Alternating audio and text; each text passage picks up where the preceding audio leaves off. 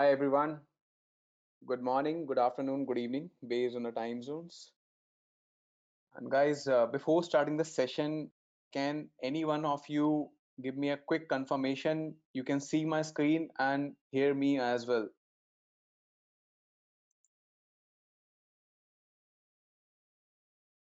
Great. Thank you for the confirmation. So my name is Sham. I have been working with IT industry for close to 10 years now. So before I start, let me share our Edureka masterclass community with you all. So right now what I'm showing, what I'm projecting is Edureka meetup, wherein this is a kind of community of masterclass we started back in 2019, and since then we have been closing into almost 30,000 members so far. And about in these masterclass we published more than 100 webinars and live events on different topics like IoT, big data, RPA, AI, ML, PMP, and multiple backend and front-end based technologies like Java, PHP. All those technologies we are covering in the webinars, so that we all should be aware what all technologies are going on. And the best part of these trainings from Edureka is these webinars are absolutely free.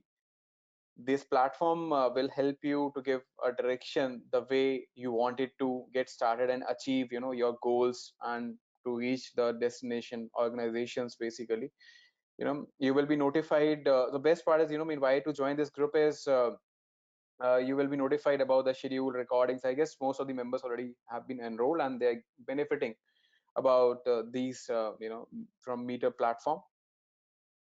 So we'll start. What is artificial intelligence? That's a word which is from past from 5 years that's been into more into the IT sector. It is going into picture. So artificial intelligence, it was introduced late back in 1956, 1950s. But what exactly it is? Artificial intelligence in the technology, in the computers. Basically, it's a wide-ranging branch of computer science concerned with building smart machines capable of performing tasks that require typically human intelligence. So, in a nutshell, I can say simulating human intelligence in machines. That is all about artificial intelligence. So example, I can give you some of them. Speech recognition, which we can see in our environment right now. Everything, you say, we have Siri, we have okay Google, all those platforms which are indirectly or directly using AI platforms only. Problem solving skills, you can make your model learn about these kind of aspects, and so that it, if you train someone to do a repetitive job or a sensible job as well, so AI model is capable of doing catering this particular solution. And learning and planning as well. Learning and planning, when I say, we have a very good example of planning is, there are some project plans which you build up. You feed some of the from past, how many, I guess so many projects we have done till now. You feed all those models into this particular AI platform. You will be able to from the inputs which you provide, you will be able to predict that this particular project, how much time it will take, including if all the the session, the phases of the project model. Either it's a software development life cycle, or else it's a normal projects which we use in any of the industry. Okay, so we're giving you some of the examples. It's like Siri, iPhone. I mean, everyone is using. If someone is having, Apple iPhones, and have Siri and OK Google are using this artificial intelligence. Whenever you ask some questions, you schedule some of the meetings, you set an alarm, your your sleeping time, your a basic methods, which all those things, that data is getting captured in your phone itself, based out of which prediction technologies goes on. Then we have Tesla, like autopilot mode in cars. Cogito is a company, provides a real-time guidance to the customer. Believe me, this platform is like uh, they're giving 70% of the customers based on AI. They're giving answers over the call, and they're giving accurate answers to the customer, and nobody can understand the human is speaking or artificial intelligence models are speaking those answers. Netflix recommendations based on consumers' reaction, interest, choices, and behaviors. This is also part of AI. Then we have multiple examples: Pandora, Nest, flying drones, Echo Dot. You have heard about Amazon product to schedule appointment, control lights, answers, questions. All right, so let me quickly jump out to this. What all agenda we will be covering today? That is introduction to artificial intelligence. Why Python for AI? Features of Python, Python packages, and we'll be covering some of the hands-on examples as well, wherein we'll show how the data modeling can be done, based out of which you can do some predictive analysis as well for the data which is already present in the market.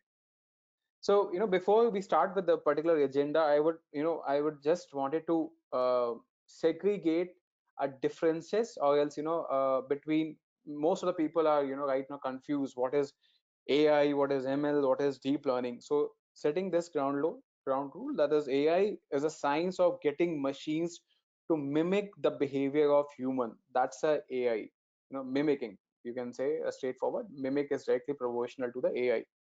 Then we have ML. ML is basically machine learning subset of AI that focuses on getting machines to more decisions and feeding the data. You feed the data, and there is data modeling goes on. I mean, the very branded example I can say now, that's a Apple example. You feed 1000 colors of apples to this machine learning models, then whatever you feed to the machine learning models, it will be able to predict it's an apple or it's an guava, it's any other fruit. So based on the data which you have given to the machine learning. So there is no, I mean, I'll tell you, like, machine learning is not having something which uh, automatically it is enhancing the skills, it is taking up the decision. Whatever you are given to the machine learning models, that only it is able to capture and give you a predictive results. And there is another term, deep learning. Deep learning is basically a subset of machine learning only, that uses concept on neural network and solving a complex problems based on some mathematical rules, which having Python in our technologies which we have right now, NumPy, which is array based calculations based out of the climate take or stock market, whatever the data has been fed. Okay, introduction to artificial intelligence. I guess I have covered most of the things on what is artificial intelligence. So I mean, I'll go with this particular model. Why there's a demand of AI. So right now, if you see, there's there is terabytes of data, gigabytes of data, which is flowing in a seconds, a fraction of seconds. So you can see, like, how much data has to be evaluated, how much data has to be processed to get a meaningful information in seconds of timelines. That's what there is a demand of AI. And we are in AI, we are talking about, not about talking about CPU, we are talking about GPU here. So if you have to model something, you have to create some model, you have to feed the data, you have to thousand crore of data you have to feed to some of the models, and then you have to be able to get the data outside that. So in this particular scenario, you will be able to compute data in fraction of seconds by using GPUs. Then better algorithms by using Python. Python is having, right now we'll be covering with more more libraries like NumPy. We have Matplotlib, multiple libraries through which we have a better algorithms. No need to write the code. Thousands of lines of code already been built up for you guys, and you have to just plug and play. And broad investment, more data, big data. Big data is something, you are calling to someone, even that is a mean, to whom you are calling, how much, what is the frequency, based out of which you'll be getting the packages as well as an offer from telecom sectors. These are the big data analysis has been done. Okay, what is AI? I have covered with that. So we have a pillars for AI. I'll go one by one, for all the pillars, what exactly the machine learning, deep learning. I've given you, the basics of machine learning, but I'll still, explain you what is machine learning.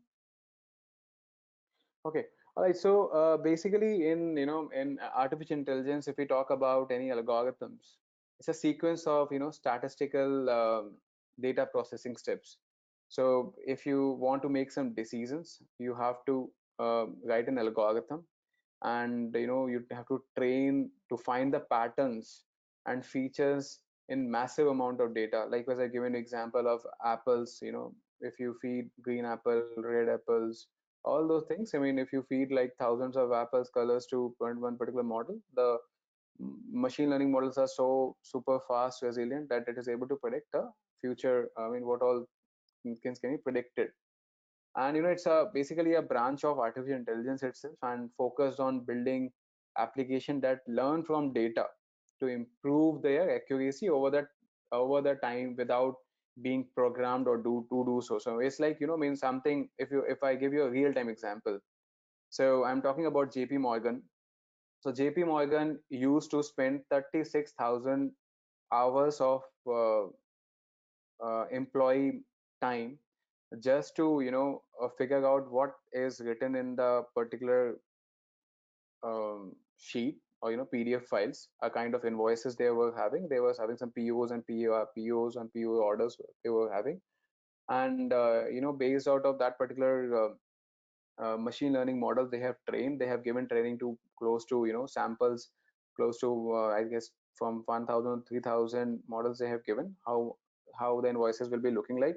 Now they are able to process close to 70,000 records of PDF data, that are scanned images, basically scanned images having there is OCR technologies which is revived, integrated, and also along with that there is analysis on the basis of where are the details written, who has written those details, and on those basis they are able to extract the data and insert into some of the ERP system to get the data in particular manner. And the main thing is not only saving 36,000 hours, that is also if you take data from somewhere and if you write in the system, it's a tedious job to do. And and even there is a spelling mistakes, errors, all those kind of things gonna happen.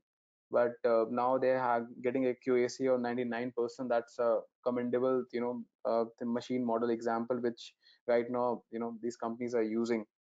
Then we have NLP. NLP is I'll give you an example. Like if you write some emails right now in Gmail, there is a spell checker, there's autocomplete, spam filters, uh, voice text messaging. Also there's a features of these are all natural language processing. So how, I mean, this is a branch of artificial intelligence itself. Many of us are using NLP on a daily without realizing. Like you have probably used at least once in all those tools right now, which I told you example. And I'll tell you, like in artificial intelligence, how it is used is when you're writing some email. So it's not only how you are writing. It's tons of data, mails which are getting exchanged on a daily basis. From those only, it is Gmail is picking and doing some processing has been done for the natural language. And how the people of which region are writing. UK has different aspects of writing, US has different aspects of writing, is able to process, and computer is able to ability to read and understand, to interpret human language as well, now through this particular NLP as a tool. Then going to deep learning. So I'll explain you, like I mean, how deep learning is also evolving in some certain criteria. Deep learning is uh, in AI.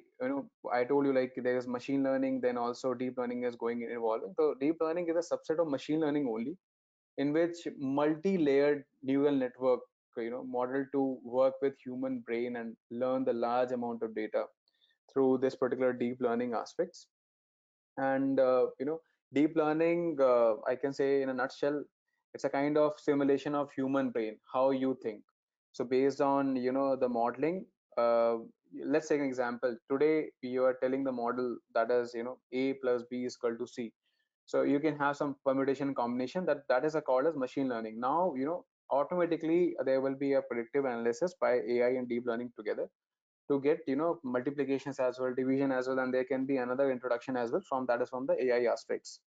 So that is how without human intervention as well, automatically through deep learning, the accuracy of the model which you have trained in machine learning, if you engulf deep learning, it will be able to increase the accuracy based on objects and complexity task whichever you have provided to that particular model. Okay. All right. So going to the another topic, that is computer vision. I'll give you only two liners or three. That's computer vision needs even it's all about data only. Machine learning, NLP, deep learning, computer vision, all about the data itself. So, but that's it. Computer vision only runs. It runs on analysis of data over and over until it discerns the distinctions of ultimately recognizing images. Basically, I'll give you a very good example here. If you watch some of the movies, if you watch some of the videos in YouTube, maybe the name is different. So, but also if that computer vision is enabled there, automatically the images are getting captured. Like maybe you like some Bollywood star, you will like some Hollywood star, you will be able, the computer will be able to extract the information based on the pixels, and it will be able to give you a recommended solution on, so basically recommended solution or recommended results, whom do you like, and based out of it you will be able to get some more videos. That's a basic example. And so basically if I talk about that Apple example, the favorite example of all machine learning and AI person, that is to train a computer to recognize one apples, it needs to be fed vast quantities of Apple images and Apple related to items and learn differences on recognize the apple, so that if someone is getting some other region apple, so it will be able to identify what particular region is also it is stating, so that there's one to one or one to many mapping as well. Okay, all right. So that's mean more basic four pillars are there. The knowledge base is something which we have already in our system, in which if you are training someone, you are creating some libraries as well, and also you are creating a good knowledge base. So it's like you have some inference system, and so it's a kind of intelligent, there is environment, and then the inference engine is there, so that there is a knowledge base based out of which you are able to make the machine learns. That's how the knowledge base works. That's a repository kind of method, you can say, so that they're maintaining on internal state of knowledge, reason over that knowledge, update their knowledge and observations, and how they have to take the actions based on this knowledge base. Okay, all right. So I think these pillars are fine. There is last pillar, that is expert system, in which basically it comprises of the system in which we again it's artificial intelligence itself, and an expert system incorporates a knowledge base containing accumulated experience of an inference rule engines, how machine learning can also be trained, and how if something is repetitive, how it can be um trained to this particular model, so that it can simulate a judgment and behavior of a human or an organization that has expert knowledge and experience on the particular field or particular domain. Okay, that's introduction of artificial intelligence when it was done. It through from John McCarthy, and he only introduced artificial intelligence at a term. That was a time in which nobody had predictive. So, but now we can see there is most of the systems which we are using as artificial intelligence. Okay, so now we have types of AI. So there are some types of AI. There are three types of AI basically: artificial narrow intelligence, then we have general intelligence, and the other one is super intelligence. So basically, mean right now I'll say narrow is something which we can say it's a basic level of intelligence. It is also called as a weak AI, that involves applying AI only to specific tasks, a limited predefined functions, even no genuine intelligence or self-awareness, despite of being sophisticated. Example, I can give you some of the examples which which you can relate in the daily life. That is face verification in iPhone. That's a weak AI. On so if you have seen that particular model which basically Steve Jobs and the owners of Apple have guided with machine learning technology which they're using a very small sector of the AI in which face is verified based out of your um, your pixels of your face, and that is based on a dot mechanism. And there is autopilot feature, social humanoid. If you have seen, if you have heard about Sophia, from, I mean, that's a Sophia bot. That is a weak AI is basically example. Google Maps, Google gives some of the suggestions. There is some, sometime Google Maps also irritates, how which basically route you have to take to reach to some destination. So that's basically, narrow intelligence, which currently we are in current environment. But second thing is, general intelligence, that we can say the strong AI that involves machines possesses with, ability to perform any intellectual task that human can. Right now it's a kind of solving riddles. And the other example is playing chess. There are some of the models which have already been developed. Even if you play some of the games, on the daily basis, whatever games you are playing, whatever inputs you are right now doing, based out of which the data is going and feeding into their database.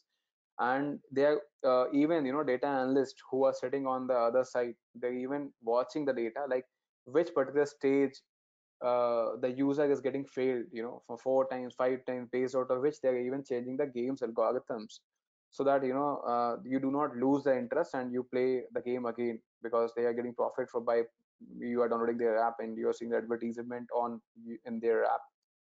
So, I mean, I'll tell you one quote from Stephen Hawking also said, so right now, strong AI would take off on its own. The human will be superseded just because human involvement is only done on the basis of biological updates. If you wanted to update from yourself, that's human is going phase by phase, and every 10 years there is some other brains. If you see right now, if basic example, layman example, that's the kids. Right now they're using phones as well, so that's how it is changing human involvement. But sooner, AI will be superseding all those aspects. So that's, artificial general intelligence, which is right now we are introducing, still on a very, a basic stage, which we say. And the third one is, artificial super intelligence. If you talk about, that's more or less um, time when the capability of the computer will surpass the humans. So it's a kind of hypothetical situation, I can say. And it's only depicted on some of the movies. If you see some of the movies in some Hollywood movies or some Bollywood movies as well, there is some artificial intelligence which can supersede human brains as well. So that is a artificial super intelligence. Okay, so our main target, that is why Python for AI. So, I mean, there are a few of the things which Python, why only Python we are using. So first of all, less code, from the previous legacy technologies.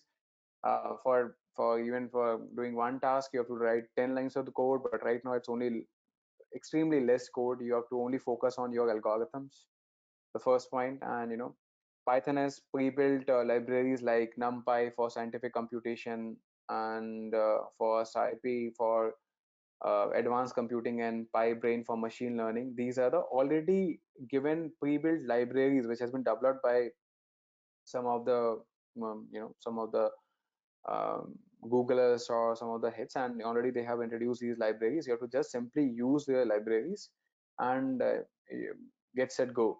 You are ready for your pre-built models. I'll show you the example, live example as well.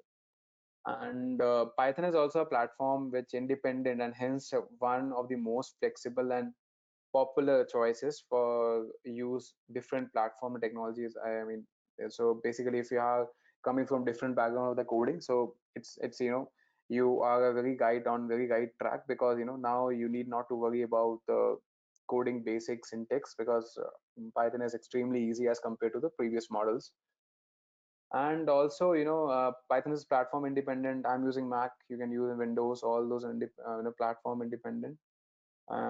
So Python is also flexible for all others, with options of choose between, you wanted to choose object-oriented programming language approach or else scripting based. Because why I'm saying this is, there are two types of terminologies here: object-oriented programming language, and other is scripting based. So some guys are who are coming from the background of JavaScript and jQuery's, Angular JS.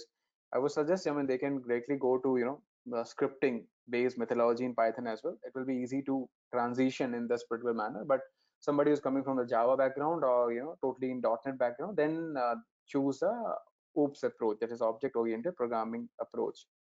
Then Python is having a massive community right now. I mean, there's a huge community, as you see, of Edureka community as well. Here also, it's a work like the same, but more or less, you can use Python developers around world provide you comprehensive support and assistance. I mean, believe me, I mean, you write some of the queries, you'll be getting answer in another 10 or 15 minutes maximum. Anyone will be able to reply you and solve your queries. That's how the massive community is working right now for the Python. Okay, all right.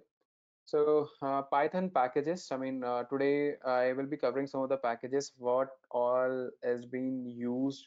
What are we can use for the Python packages here?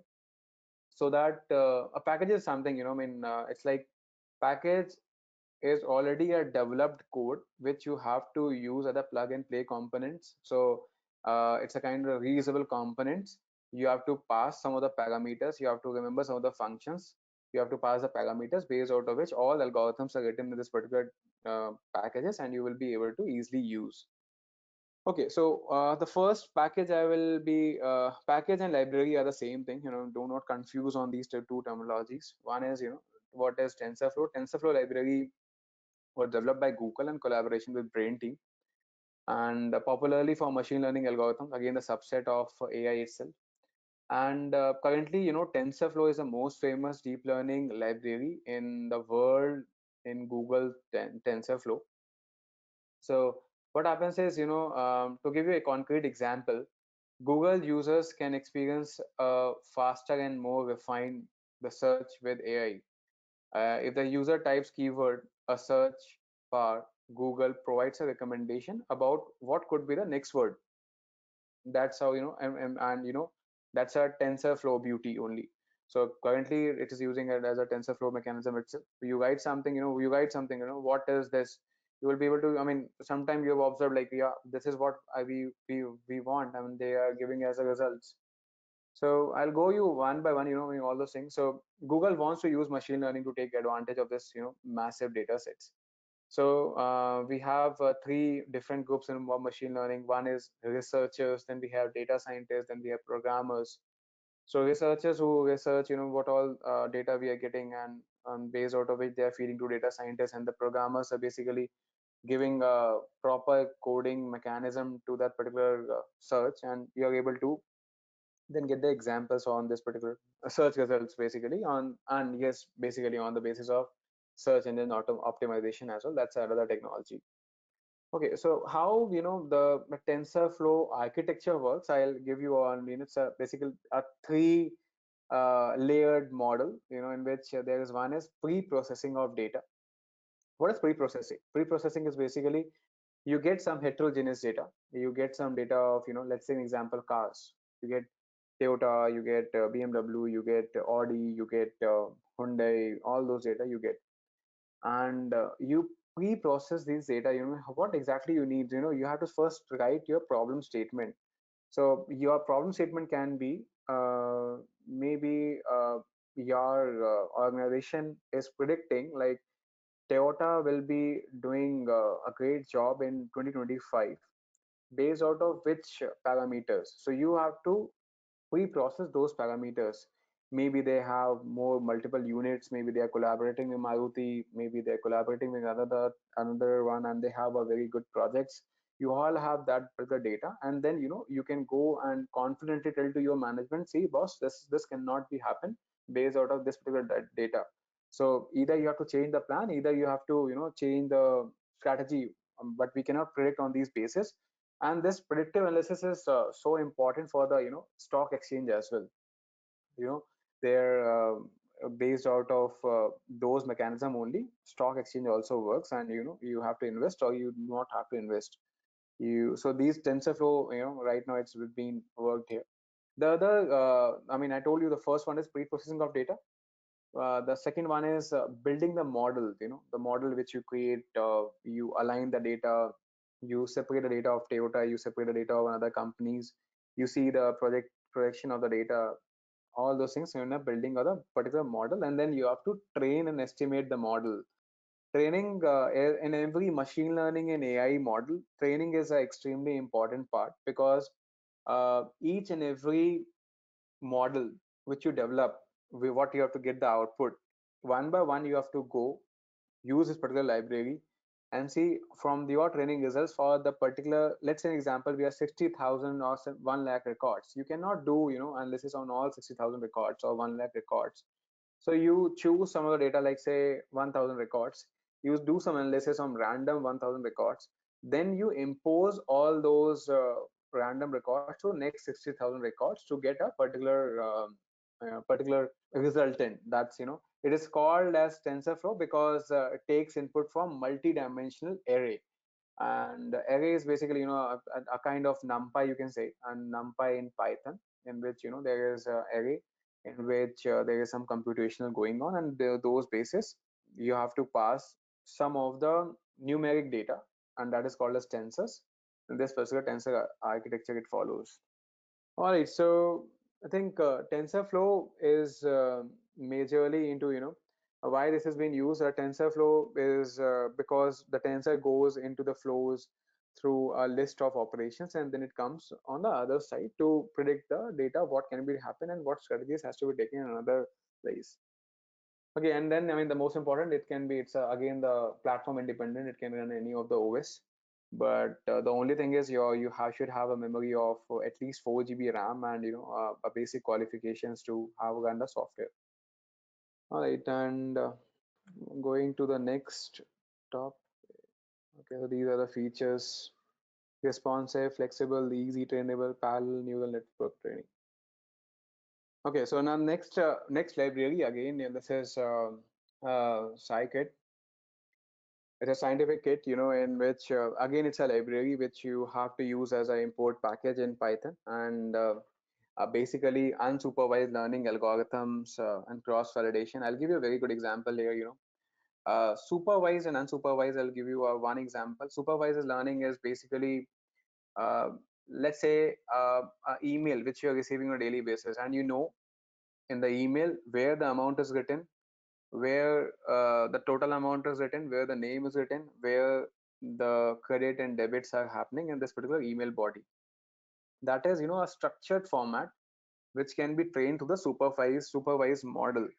But what about the unsupervised learning algorithms? In which maybe you're not happy with some of the organization, you're not happy with some of the services. Let's say an example of any XYZ e-commerce company. You write some email. So on a daily basis, how many emails they are receiving as a negative or positive feedback? Millions of emails, and they cannot even hire so many resources. So these models are helping for just taking these particular emails, reading one by one, analyzing what exactly the problem they are facing, and how many people are basically in the angry mode, how many people are giving a good results, based out of which they are able to change the strategy as well, like they have want what part they have to enhance for the organization.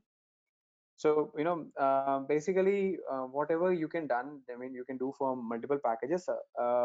Only feature of scientific kit here is just because you have to extract some of the details from any of the unsupervised model, you will be able to do from this particular library. And also if I want to define something, so if your this sklearn library contains a lot of efficient tools for machine learning, and including classification, regression, clustering, and dimensionally reduction.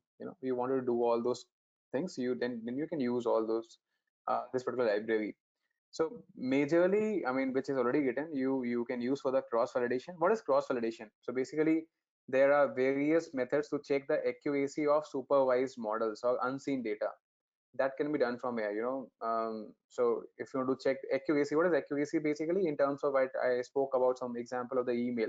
So if you're extracting the data, amount, the name, the last name, all those things can be done from this particular cross validation itself. It's a kind of validation, and another thing is peer validation. So that is done by this particular model library. Then we have, feature extraction. I was telling, that can be done, features from the images, even you could do from, from the words you can extract, even from the images also. You can extract from the features. So somebody has the box, or, I'll give you the best example. There sometime it happens, you receive some of the delivery box from Amazon or any other big e-commerce site, and the product is different from whatever you ordered. When you uh, give the image to them, and they evaluate those images, so that is all done by these particular libraries only, and 70% times the data is accurate, and they're able to replace or return whatever items they wanted to do based on your need. And there are multiple data sets as well.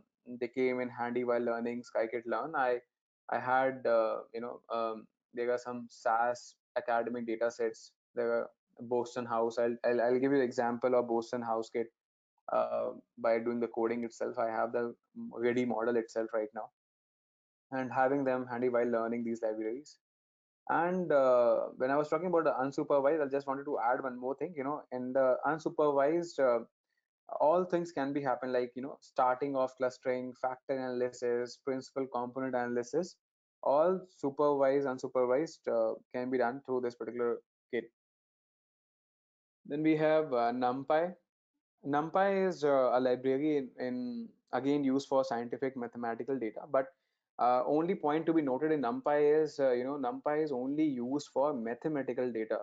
So no objective data is being used for, in case of NumPy. It supports uh, 2D, 3D kind of data. 2D is something array, there is multi-dimensional data which is being handled by this particular NumPy. But for an example, I can give you the climate, the stock data, exchange data, predictive analysis from past 10 years. That can be done through the NumPy itself. So basically, NumPy stands for numerical Python. Is a library consisting of multi-dimensional data objects and collection of routines for processing those arrays. And using NumPy, mathematical and logical operations on arrays can be performed by using only a single method. So you have to just learn, like you have to do sum, you write sum, you have to do multiply, write you have to write cross or something. There are some methods which is readily can be used easily for these statistical manipulations. And I think that's it. That's more or less, I mean, all mathematical operations can be done where whatever you can, yeah, see whatever you can see, like if there is 4 sets of data, you can count, right? If whatever you can count, whatever you can you can do some sigma operations, square root, all those things which you can do and get some results. That all can be done through the NumPy itself. Then we have the last library introduction, that is Theano. So Theano is also a Python library that allows us to evaluate mathematical operations, including multi-dimensional arrays, so efficiently. And it's very easy to install. Just write pip install Theano. You will be able to install this particular library. And why Theano is being used, I mean, there are some of the points which are already written: tight integration with NumPy, transparent use of GPU. Basically, I'll tell you, I mean, if you want some stable optimization of your solution, you can find out some unstable expressions and can be used in a more stable form to evaluate them. Basically, we are getting some data from different vendors. So let's take example, I'm right now doing invoice analysis from different companies. I'm writing customer ID, the other vendor is writing ID, the third person writing employee ID. So if you want to do stability optimization, then you can use Theano as a Python library. And then if you want to execute, so as mentioned earlier, like Theano, we can so most recent GPUs which we are using, so if you wanted to execute the expression in your CPU or GPU, it is much faster than Python. And symbolic differentiation is there. So it's smart enough to automatically create symbolic graph for computing gradients. Even I'll tell you what is a gradient. They have a subset of examples where what is exactly the gradients. And so they basically, Theano is a Python library that allows you to define, optimize, and evaluate mathematical expression involving multi-dimensional arrays efficiently. Some of the Theano example, I'll tell you in the later stage of this particular. So these are all, libraries. I'll tell you, like 𝐤𝐽𝑚 is the same, having some additional features on this. If you wanted to do some graphical representation, you want to visualize something, wherein you can show like what x-axis is, what y-axis is, and it's also handles with the API. So high level API handles we making models, defining layers, or set of multiple input and output models. So 𝐤𝐽𝑚 also compiles a model with loss and optimizer function. So what is loss and optimizer function, which I'm quoting right now? That's so every model right now, whatever you predict, so there is some loss percentage. Even if you take an example, if you're some computer background, so whenever the data transfers to one place to another place, from one server to another client system, there is some packet loss. So we always create some loss percentage as well. So no data can be accurate. That is, all those you see all the standards. Never we never say 100% data was accurate, because there is some error which is already in all the systems. Maybe some integration system, maybe some of the other ethic which has not been followed. So that is the loss percentage we keep. Whenever we have to analyze the data, we have to train the model, then you have to keep this loss and optimizer function. So loss, I told you. Another is optimizer is something, we have some of the algorithms by which you can optimize your solution. You need not to write that particular algorithm optimizer. There are some optimizers based on your model. You have to use those optimizers. Then we have computational graphs, which make tensors or variables, because it has been handled in a backend engine as well. So basically, what happens is, if you so the management does not have time to see all those data whatever you're giving to them. They wanted to see what exactly how the graph is performing, how we can take the action steps. So this is a kind of a differentiation which 𝐤𝐽𝑚 made. There is another is matplotlib as well, which is doing the similar kind of thing, but this is having a high resilient, how Python is growing day by day. So there is a lot of introductions which is having. So need not to worry about these libraries. There is only thing is, we have to just see how the function has been used. Already our algorithms people have already written. No need to worry about those things. No invention needed here. Only thing is you need to write. You need to just expose. You have to just to call those functions. And I'll tell you one of the some of the differences between also from what is Keras and TensorFlow. So the purpose of Keras is rapid deployment for making model with standard layers. And there, if you wanted to use TensorFlow, then it allows you to make a arbitrary computational graphs or model layer. So if basically Keras give you exact what exactly the methods you can apply here, which TensorFlow doesn't. All right, then we have our last library, which is NLTK. Then we switch on to the coding part. NLTK is study of natural language text analysis, sentiment analysis. I guess we already covered this. Wherein I'll take again example of Twitter. How Twitter. I mean, if you guys think how Twitter is removing a lot of posts on a daily basis. Daily basis 300,000, if you calculate, 300,000 of posts are being deleted from Twitter, just because of this particular technology. If you're writing some terrorist based what we say, some post is there, or else something related to religious which is not acceptable with any of the government. So this is a kind of technology which is helping a lot. Even they are able to remove the images as well, which is not fruitful for any of the social networking websites. So NLTK is a leading platform for building Python programs to work with human language data. It provides easy to use interfaces, and if you wanted to such as WordNet, along with suite for text processing libraries, classification, tokenization, and parsing the data, getting the resultant of the data. How I told you the example of how people reaction is if you launch some product in the market, and you launch the website as well. They are writing something, that's fine. I mean, that is fine, completely fine. They're writing something, maybe some other language. So what NLTK does is it creates one platform, creates into one language, their computer language, that is bytes language. and then they're able to judge the customer is happy with this product which we have launched, or else we have to improvise in any of the sector. So NLTK has been called as a wonderful tool for teaching and working in computational linguistics using Python, and an amazing library to play with the natural language. So that's it, from the NLTK side. All right, let's get started. The screen which you can see right now, that is of Anaconda. Anaconda is basically, just for beginners, Anaconda is basically a platform, a framework on which the Python is deployed, a Python code you can write. And it's extremely easy to download Anaconda. Just go to Google and click on the Anaconda download, whatever system you are having, Mac or desktop as a Windows or Windows 10. You can download it, and once you download, there is other option called as Jupyter Lab. You have to click on Jupyter Lab. I'll show you like how you can see the screen. So once you download this Anaconda Navigator, you will be able to see Jupyter Lab notebook. So I mean, for this particular purpose, we will be going Jupyter Lab.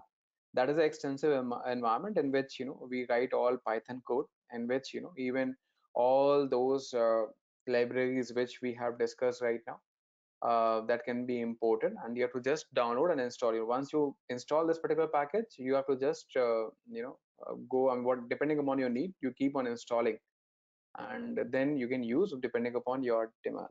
Okay, so okay, we'll go through this particular model, that is MNIST data set. So basically MNIST, what is the case study? Basically, MNIST database is a database in which 60,000 training images have been calculated, in which they wherein we have taken 10,000 testing images. We are taking 10,000 testing images, and our case study is to allocate one image type with one label. So that is a kind of repository, the case study which you are building. So just to give you a background, basically the MNIST, which is the word which you can see, even you can search it on Google as well. That's that's a MNIST database that's already handwritten digits available from this page, and has a training set of 60,000 examples. So basically the database is already ready with us. So we are just doing on this particular model to will train 10,000 models. Automatically it will be reflected to next 50,000 models. So that's how idea is to give one-on-one mapping to one image to one label. So let's say, so I'll show you like that.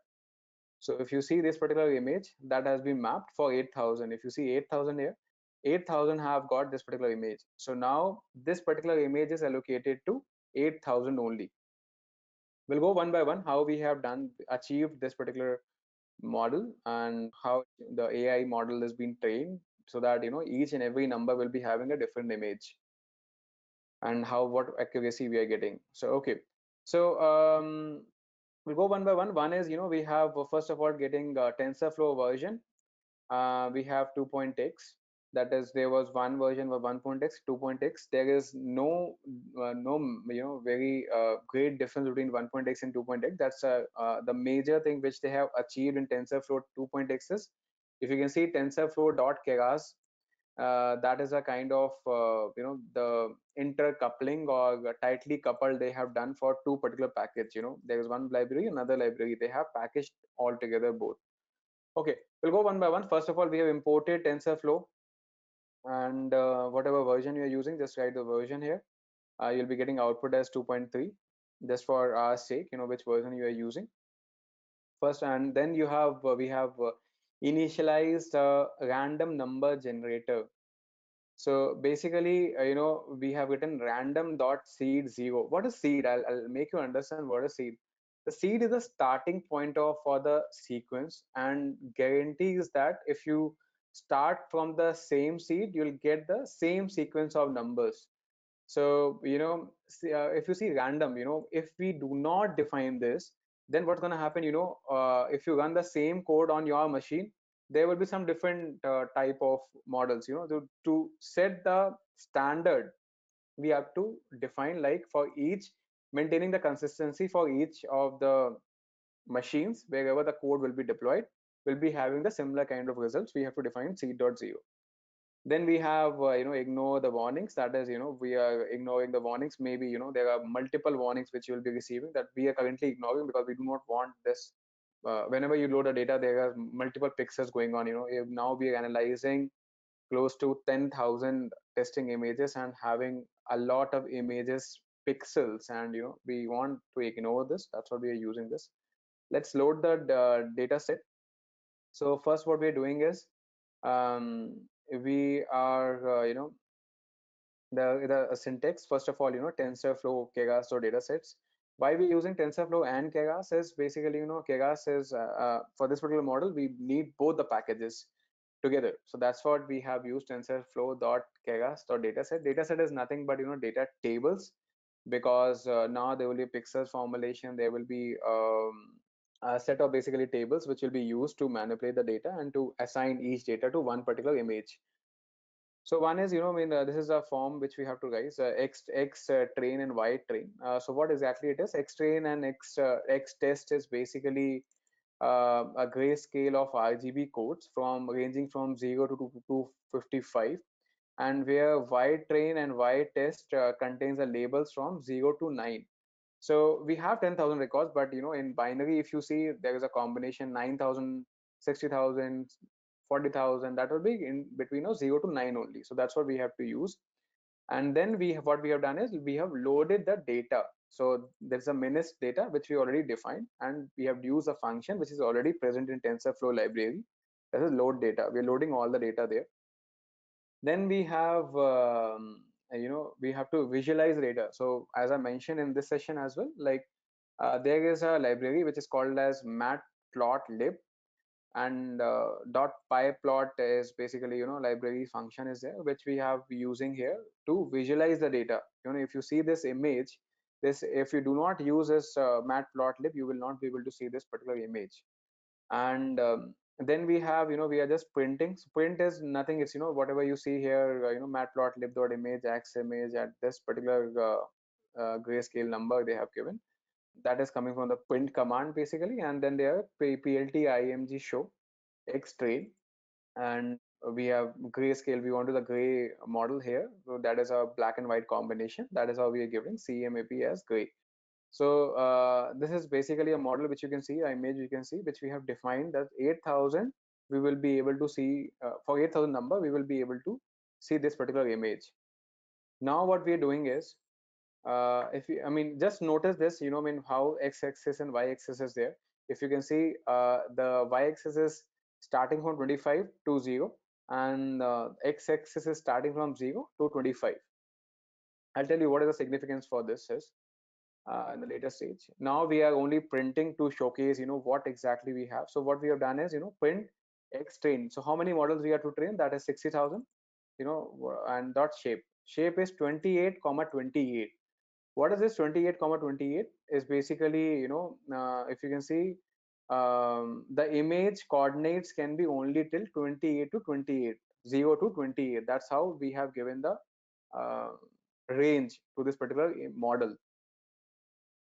And then going forward, now we are reshaping the train and test. So what we're doing currently, as a layman language, because there are multiple heterogeneous participants, I'll tell you, like, what we're doing is, we are playing this particular model which we have defined now. All the possibility which we'll be defining here, like what can be happen. There can be one more model, there can be 3D model, there can be 3 more parameters. All those things will be able to train them.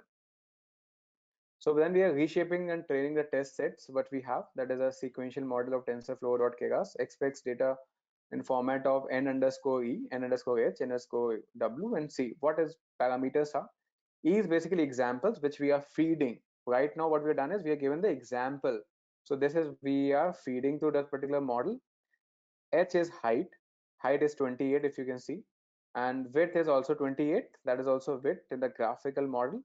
And C is number of channels. Number of channels we have defined as 1, because there is only 2 channels, that is 0 and 1. Right now we are given 1 as a channel. So we have enhanced one more capability of this particular model. Then the third step is, the what we are doing one by one, we should see all the models. What we are doing is, first step, in any of the data, whatever you get, that will be printing, shape of the data, reshaping training and test data, same things which you have to use. I mean, do not worry about these kind of syntax. The same systems will be used across all the models. First time I know it will be difficult to understand, but if you go through this particular code, it will find very easy to, when you go to one or five six models to work that. Then you go for normalizing the data, where what we are doing is basically, we are so normalization in database, what it is called, normalizing is, we are dividing the data into one by one. It's like, how possibility of the data can be, so that each data frame can be divided into one module. So what we are doing here is we have given, that the train, right now we are given defined as float 32. Why we are doing float 32? Because whenever we divide some number by 255, there can be a decimal data.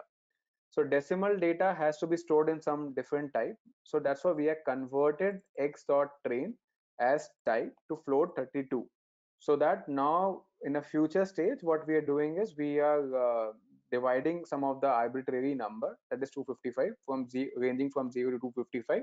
So there can be no error in case we are giving float 32. If this is having string or integer, it will definitely give an error.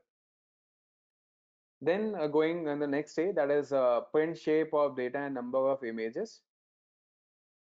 So here what we're doing is, we're giving the elaboration of all those data, I mean, what exactly we have the data. So these are all print statement, so basically these are the statement which I have written just to make you understand.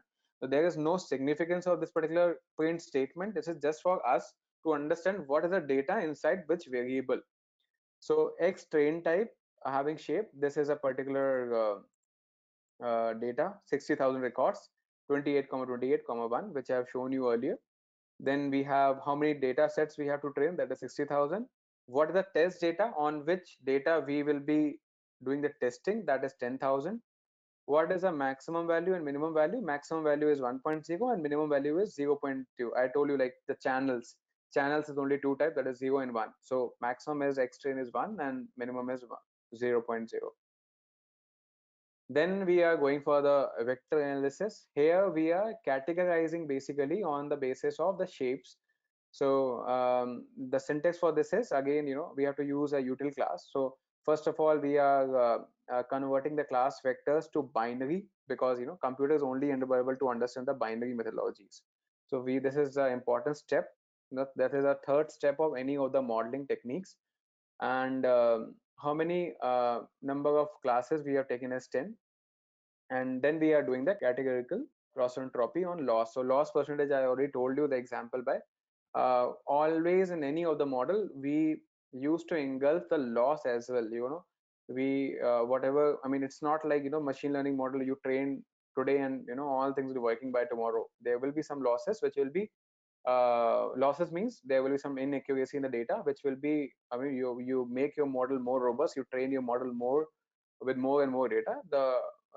That's how the loss percentage will be going in a decreasing manner after some time.